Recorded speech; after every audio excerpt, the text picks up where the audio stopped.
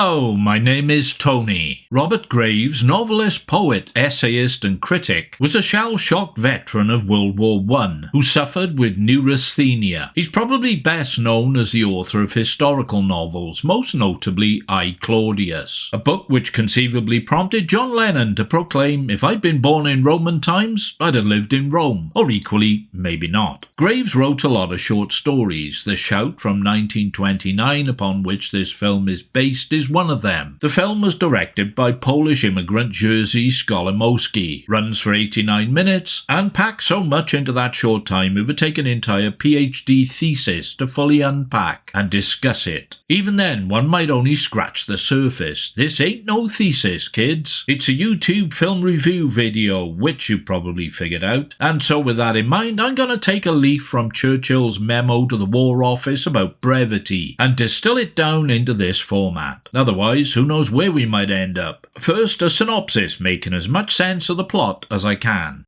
A young man called Robert, Graves himself, presumably played by Tim Curry, arrives at a Devonshire mental hospital to attend a cricket match. He's met by the head doctor, Robert Stevens, who advises he's going to be keeping score along with inpatient Crossley, Alan Bates. Crossley is a literate and intelligent, if disturbingly intense, sort of chap. They set up to observe play in a wheeled wooden cabin with a corrugated metal roof. The team consists of inpatient staff and locals from the nearby village. It's not always apparent who is who. Although when a screaming man in cricket white strips naked during a thunderstorm and smears cow shit all over his body, that's a bit of a clue. He's a local mayor. He isn't. Crossley informs Robert that his soul has been split into four and insists on telling him a story whilst the match is played. The story is about a married couple, Anthony, John Hurt, and Rachel, Susanna York. They live in a cottage near the coast. Anthony is a musician who creates electronic sound effects in his home studio and plays the organ at the local church. Rachel seems to be a housewife, but at both the beginning and the end of the film we see her in a nurse's uniform attending the mental hospital to look upon one of several corpses to confirm a specific death, or so it would seem. We also witness Anthony playing for one of the cricket teams. On whose side though? Home team or away? Whilst the couple doze together in the sand dunes near the sea, they share almost the same dream, that of a man walking towards them across the dunes, dressed in an old naval coat and carrying a sharpened bone. When they awaken and head home, Rachel notices a buckle is missing from one of her sandals. Taking the sandal to a local cobbler for a replacement buckle, it becomes apparent that Anthony is involved in an illicit relationship with the cobbler's rather curvaceous wife, Carol Drinkwater, a situation both Rachel and the cobbler seem to be fully aware of but don't react to.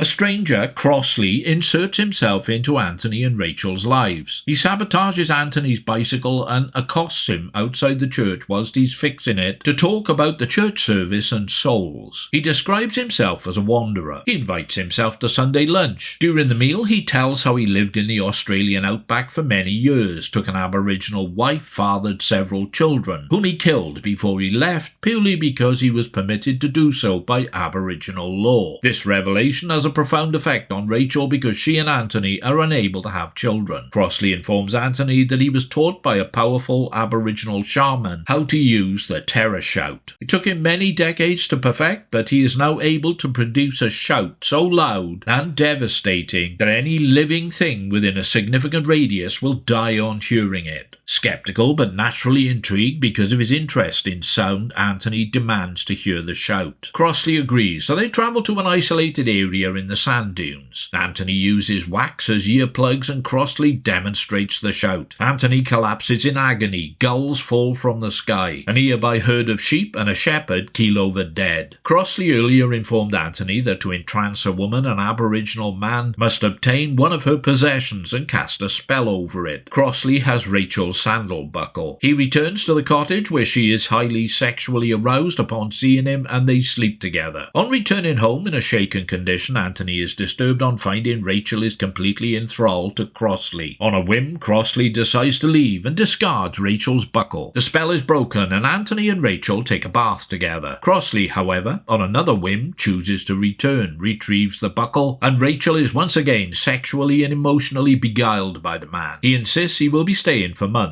Anthony returns to the dunes and digs up a large pebble. He has figured out it holds Crossley's soul. How he reached this conclusion, I have no fucking idea. He hammers the pebble into pieces with his shoe, which incapacitates Crossley just as armed police turn up to arrest him in connection with the murder of his children. He is taken into custody. Back to the present time, at the cricket match, Crossley has finished his story. A thunderstorm spontaneously occurs, bringing lightning and teeming rain. Whilst the players and staff run for cover, some of the patients become disturbed. Crossley, armed with a sharpened bone, begins to rant and shout, whilst Robert struggles to restrain him. The head doctor enters the mobile scorekeeping hut. A patient, Jim Broadbent, who has lost the plot, stripped naked and slathered cow shit all over himself, locks the door to the hut. In a tussle with the doctor, Crossley opens his mouth to shout. Robert escapes through the window, just as a lightning bolt strikes the corrugated metal roof of the shed, causing it to burst into flames. Robert sees that the naked patient lies electrocuted on the wet grass. In the hut, Crossley lies dead, as does the doctor, only with his hands clamped over his ears, as if trying to shut out some horrible noise. The film ends as it began. Rachel arrives at the mental institution in a nurse's uniform. One by one, she removes the sheets covering the 3 dead bodies in the dining room. The last one is Crossley. He has what could be a shoe buckle on a string around his neck. Rachel removes it, and the film ends.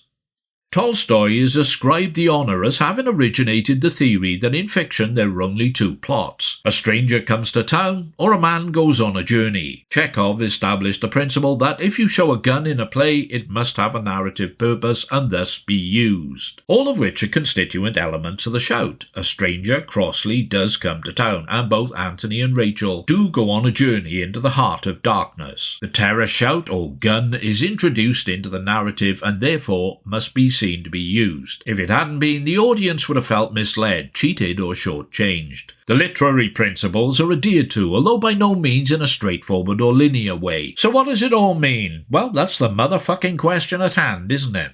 Best to start with what we know before we move on to the stuff we don't. We know Rachel is a nurse who works at the institution. Anthony may or may not be her husband and may or may not be a patient. Crossley is certainly a patient, and he tells Robert a story. By his own admission, the story changes each time he tells it. So it's at best an unreliable account, or a partial fiction, a complete fiction, or a psychotic delusion. To simplify, there are 2 main possibilities or interpretations to choose from. There may well be others, but I'm going to confine it to 2. You can take your pick from them or assimilate your own. Whatever. The story is a fiction, Crossley's delusional way of interpreting how he came to be an inpatient in the mental institution. Like most unreliable memoirs, it changes with each retelling of events. The characters of Anthony and Rachel are based on people Crossley knows and has contact with. Anthony is a high-functioning patient and Rachel a nurse. Anthony could really be Rachel's husband, and not a patient, of course. Nothing in Crossley's account can be taken at face value. His time in the outback, his aboriginal marriage, his children, the murder of his children, his supernatural ability to kill with a shout, his sexual relationship with Rachel, his usurping of Anthony. All a psychotic delusion in a disturbed psyche. Or alternatively, Crossley's story is true. Everything he relates did happen. When Anthony sets off to bat at the cricket match, Crossley points him out to Robert as a man who was loved by his wife but lost her. Just as Crossley ended up at the institution after being arrested by the police, it's wholly feasible that Anthony ended up there too by way of a mental collapse. Rachel could have taken a job there as a nurse to either be close to Anthony or more likely be close to Crossley. That may well have been her shoe buckle around his neck at the end, so she might still have been enthralled to him. After all, she rushes into work to see his body and retrieve it, in so doing perhaps reclaiming her soul, her agency, setting herself free.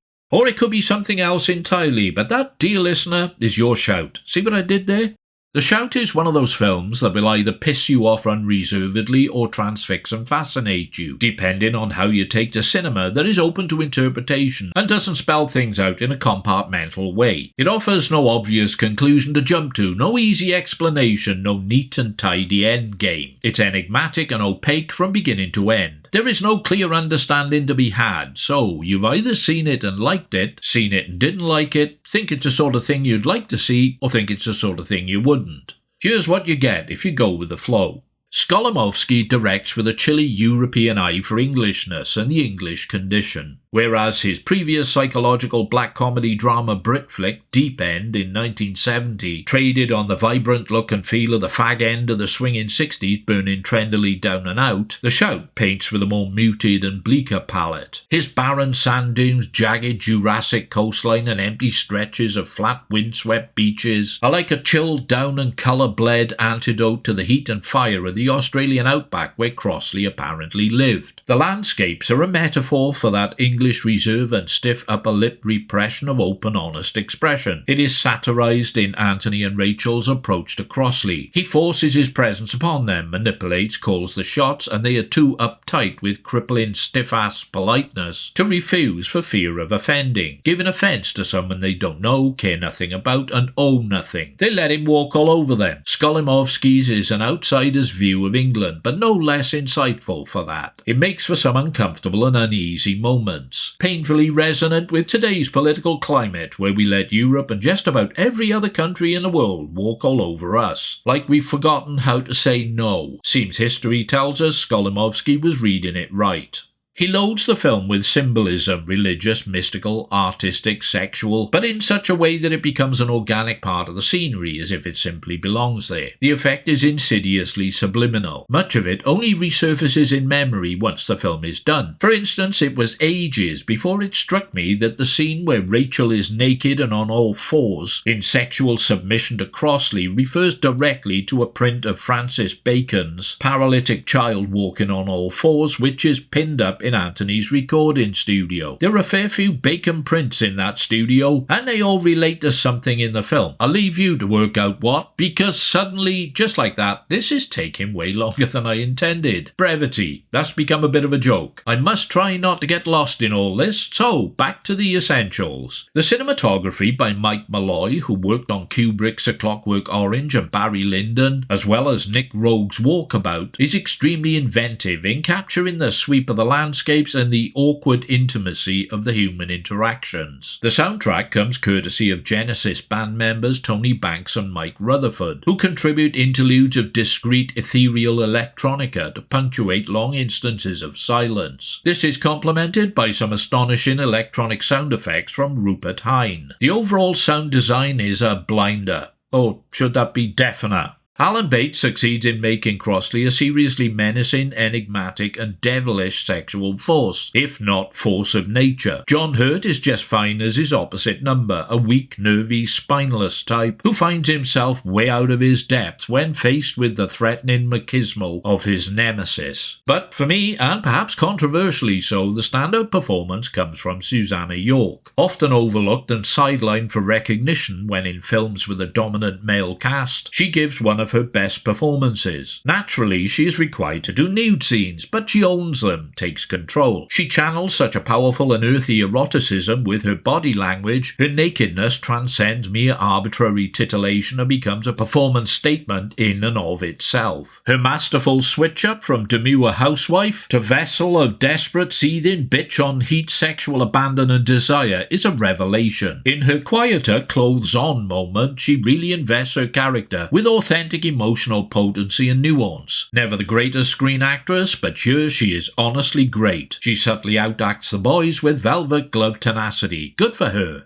The cricket match. Why a cricket match in a mental hospital? Cricket's an insane game, isn't it? Very British, though, felt by some to be allegorical of the British Empire and representative of its values. Interpreted as a metaphor for life, encompassing resilience, individual struggle within a team, the impact of external forces. Plus, it's full of arcane rules, regulations, and rituals. If you watch a game of cricket cold with no prior knowledge, you wouldn't understand it. I've fucking played it, and I still don't understand it. Maybe that's why cricket. In the final analysis, cricket is just another piece of the mysterious cinematic jigsaw puzzle that is The Shout. One thing the film leaves us with happens in the background at the end when Rachel removes the object from Crossley's dead body. An elderly female patient enters the dining hall behind her, sits at the table, pours herself a glass of water and waits patiently for her meal to arrive. The focus is on Rachel, so she's barely noticed. Might this be making the point that no matter what happens, whatever befalls,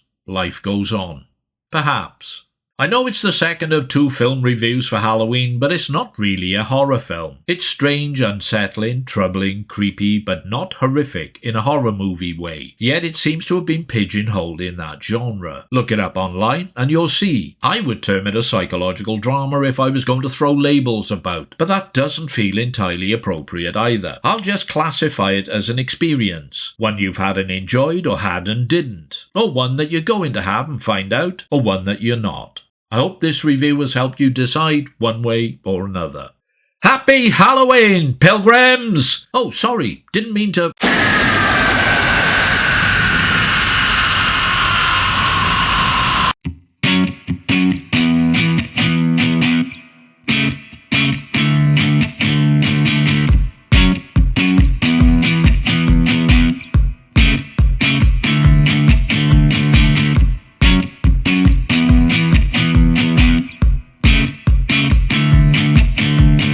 Devil in the detail was smiling as I fell.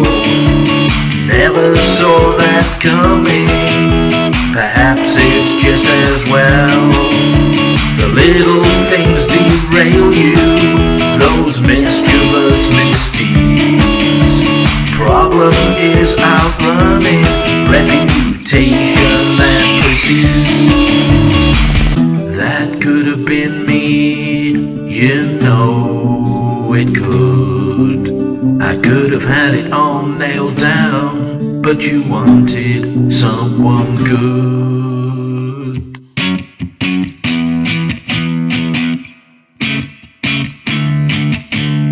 I wanted to be with you, to have you by my side. A situation vacant, your arms were open wide. More credit I should give you, at least that much is true. Out here on the pavement where the air is turning blue. You could have been mine, you know you could.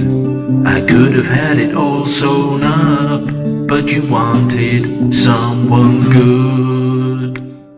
Wanting someone is not the same as receiving. Knowing something's not the same as believing. Almost fixed is not the same as mended. Intentions nowhere near as I intended.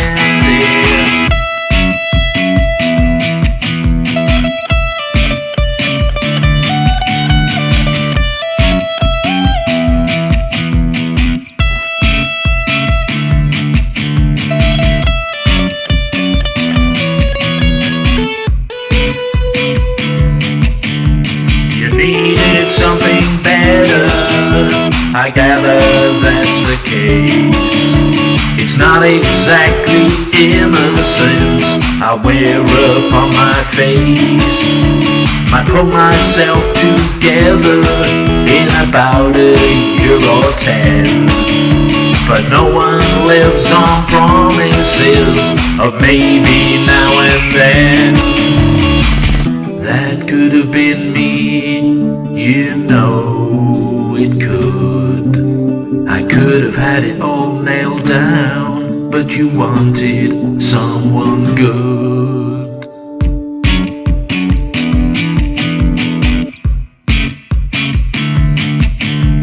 You wanted someone good enough for you.